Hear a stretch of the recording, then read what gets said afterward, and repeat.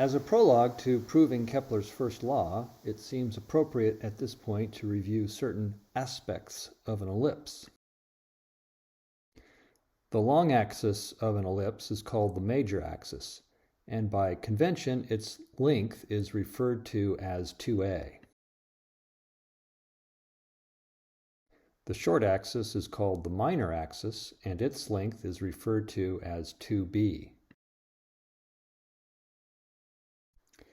A defining feature of an ellipse is that the sum of the distances from any point on an ellipse to each focus is a constant, and it can be readily deduced that that constant equals 2a.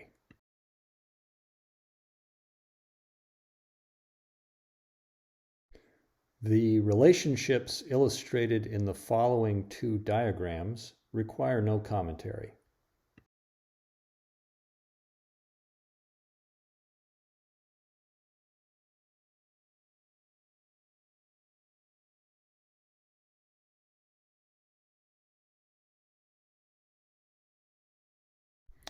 The distance from the origin of an ellipse to a focus is referred to as c.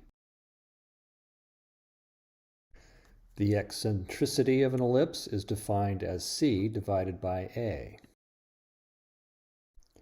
which means that c equals a times e.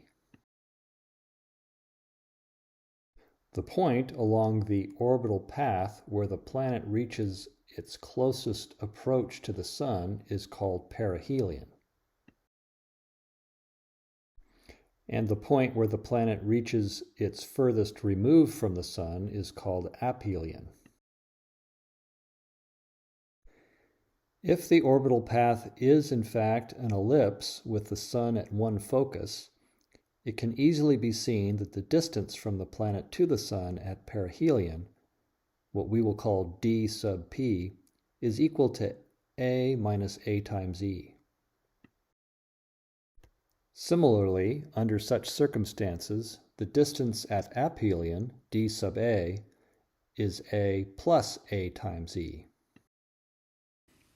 In thinking about the motion of planets around the Sun, we need a precise but convenient means of describing a planet's position and velocity.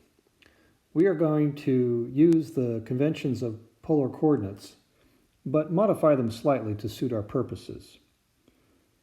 So, for example, imagine a planet Q at a particular moment during its orbit around the Sun.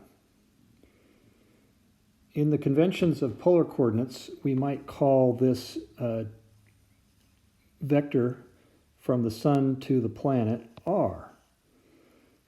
But I don't want to use r because, first of all, it suggests to me radius, and most orbits that we want to consider are not circles, they're ellipses. And when you use r in the context of an ellipse, it's not always clear whether you are describing the distance from a focus of the ellipse or from the center of the ellipse. So instead of r, or instead of r as a displacement vector, we are going to use d. And it has a couple of advantages. Number one, we'll say that it stands for a displacement vector, which is a very generic term, but consistent with what we are describing. We're describing this displacement of a planet from the Sun. And it has the further advantage, in my mind, of helping us think of distance, particularly in the context of the absolute value of the vector d. And this will remind us that in all cases when we're talking about distances, we're talking about the distance between the planet and the Sun, not between the planet and the center of an ellipse. So that's step one in terms of our definitions. And by the way, sometimes I will slip and simply label this arrow D because it doesn't always matter very much whether you consider it a vector or simply a scalar equal to the distance between the planet and the sun.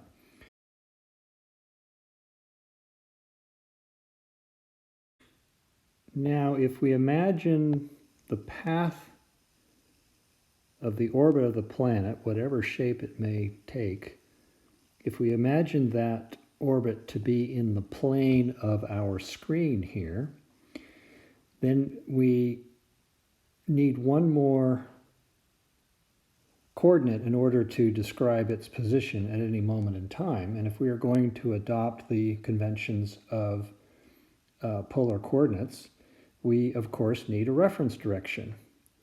And in keeping with conventions, we're going to make that reference direction a horizontal ray extending to the right from the sun.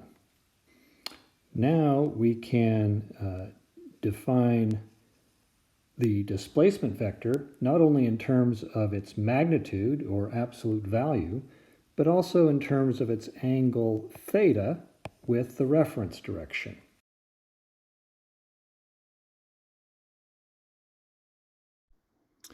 Just as a side note here, when I talk about the absolute value of a vector, of course I mean its magnitude. It's just a habit of speech that I can't seem to break.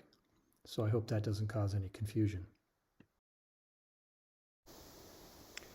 Azimuth, or angle of azimuth, is commonly used in astronomy and navigation to refer to the direction of a celestial body in relation to some fixed direction. Therefore, we will sometimes, or perhaps often, refer to theta as the angle of azimuth. What about the planet's velocity vector? Well, of course, we will define it in terms of its magnitude.